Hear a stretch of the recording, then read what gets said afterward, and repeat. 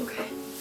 I'm not sure why a fashion school in New York City would not have at least one built-in mirror in the dorms, like even in the common room or like the back of the bathroom door, but our dorm did not, and I'm going back to a dorm that will not have a mirror. I want to be dressed nice every day while not really having the like capacity in the dorm to do so was something that just like irrationally stressed me out. When you're going to fashion school, it's a necessity.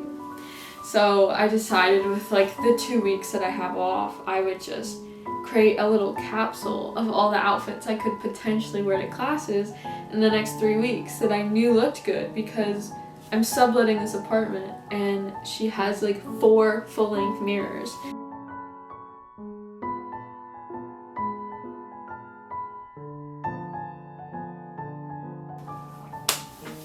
It's really funny that like I'm even doing this in the first place, because before I went to college and got interested in like fashion and clothes and everything, my biggest fashion revelation was probably when I went from middle school wearing boy Nike shorts to high school wearing girl Nike shorts. It was definitely a big moment.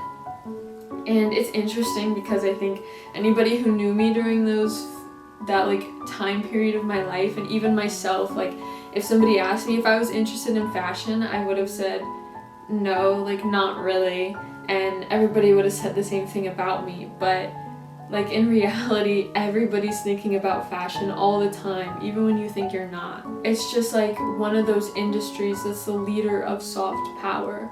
Like everybody has to think about fashion, even people who decide to go somewhere nude, like they have to think about fashion. They understand the risk they're taking by not wearing clothes, and that's still fashion. I started consuming a lot more media that summer of 2021, and I think that's what really started me down the path of like caring about fashion. I just started to see the way that other people dressed, and that's how I started to kind of figure out what I liked.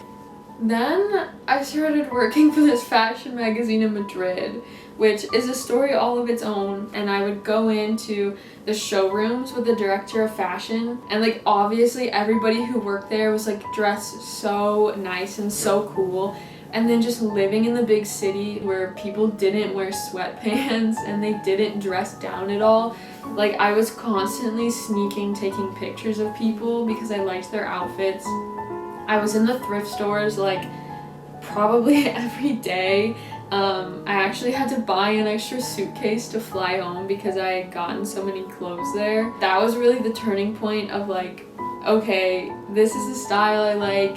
I have like a bunch of clothes that I like, and now I'm just gonna start dressing the way I want to, and I don't really care if I stick out like a sore thumb at my university in the Midwest. It was also just an opportunity to see how like the director of fashion would dress these models, because like they would pair like orange pants with a red shirt, and you'd be like, that's not allowed, like those colors are next to each other on the color wheel.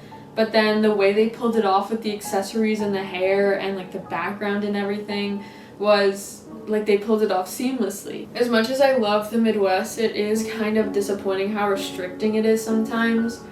And not just in the sense of like, I want to wear a shorter dress. That doesn't oftentimes happen. But just in the sense of like, when I walk the streets in New York or like in Madrid, I would get so much fashion inspiration by just the people around me. Because, you know, I consumed a lot of media during quarantine, but I don't want to do that all the time. In my fashion merchandising class in June, I was kind of like the Midwest consultant. And so my professor would always like stop class and be like, do you think people in the Midwest would wear this? And most of the time the answer was no. And it was interesting to see how like national or international brands can alter the clothes just like slightly to fit different regions of the US. Because like people dress in all black in New York, but they don't do that really in the Midwest. They dress more colorful.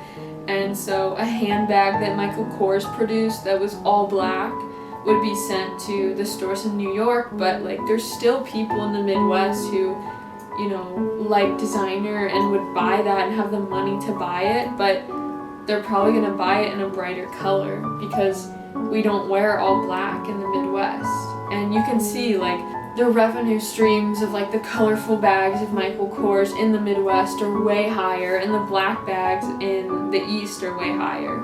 I think it's really interesting to look at everything through like a stylistic lens. There's this politician, John Fetterman, and he's like the junior senator in Pennsylvania. And during his campaign to become senator, he wore Carhartts and shorts all the time. And it seems kind of unprofessional for a politician or like somebody who's trying to gain a position of power to do. But that was like his whole angle for his campaign, is he was selling himself as one of the people. Even though he went to Harvard Business School and obviously had money because he's a politician, he was convincing people that he felt their pain and that he was one of them, and he was, you know, like a middle class worker just like them. And the people were thinking, he looks like me, I'm gonna believe him and I like him. It just wouldn't have been the same message and the same angle, and people wouldn't have believed him that much if he was wearing a suit.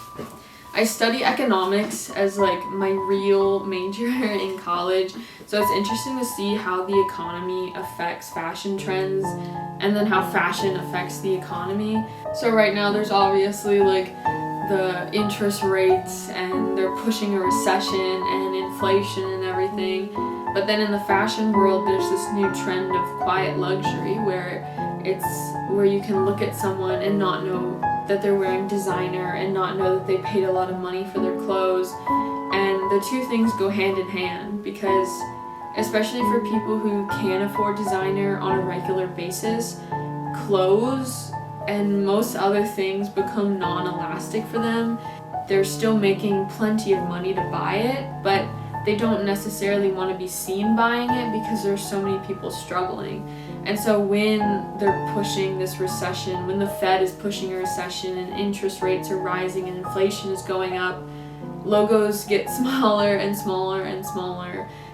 It's not about, do I like that outfit or do I not like that outfit? It's more about, why are they wearing that and what effect is it supposed to have on me?